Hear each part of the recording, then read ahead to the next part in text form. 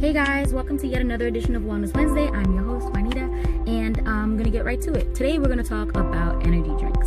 Now, energy drinks can be risky for a number of reasons. They've actually been cited as a possible cause of thousands of emergency room visits each year, and at least 11 deaths have been attributed to the use of 5-Hour Energy, and as well as 5 deaths attributed to the use of Monster Energy drink. Now, we don't know much more about the cases, so I won't speak to any additional facts, but they're definitely not the safest thing for a number of reasons.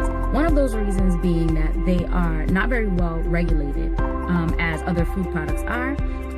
The manufacturers of these drinks can actually put anything they want in them. They can put any amount of caffeine or other drugs, which is what they put in the drinks.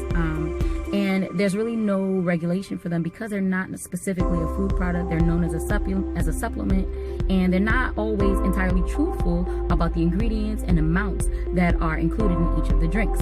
What's found is that in about 5 ounces of Monster Energy drink, there was approximately 206 milligrams of caffeine, while the same amount was in a 2-ounce serving of 5-Hour Energy. So it's essentially the same amount of caffeine, but in a much more concentrated source. The problem with that is that when you see less liquid, someone might be inclined to have more of it, thinking, oh, you know, I'm not having as much as I would have if I were having another time, when that's actually not, in fact, true. In comparison, an 8-ounce cup of regular brewed coffee has about 95 milligrams of caffeine.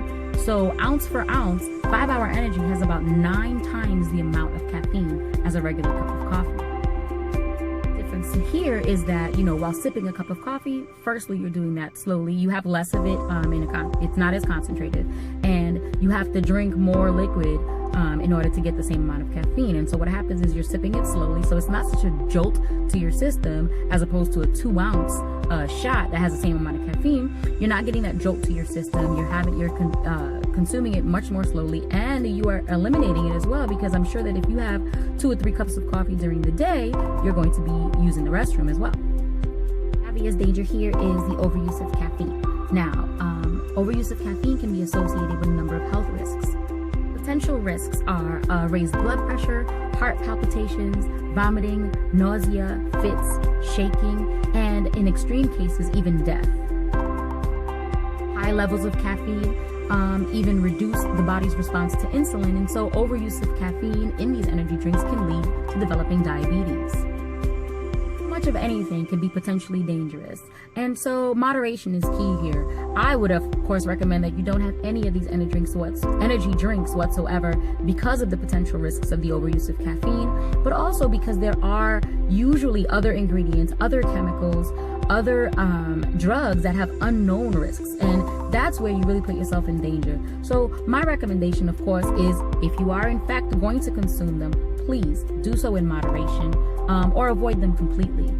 Another risk and another behavior that I see far too often is the mixture of alcohol with energy drinks. And the potential risk here is that you may be mentally compromised and not at your complete 100% awareness and focus, being able to drive and do other things. And so you may potentially engage in risky behaviors, because though you may seem alert and you may seem awake, you're actually mentally compromised because you haven't gotten the rest that you needed. And so thinking that an energy drink is going to supplement that and fix that is actually incorrect and really pretty dangerous. The best way to get a feeling of energy and to be more energized is to have a healthy diet.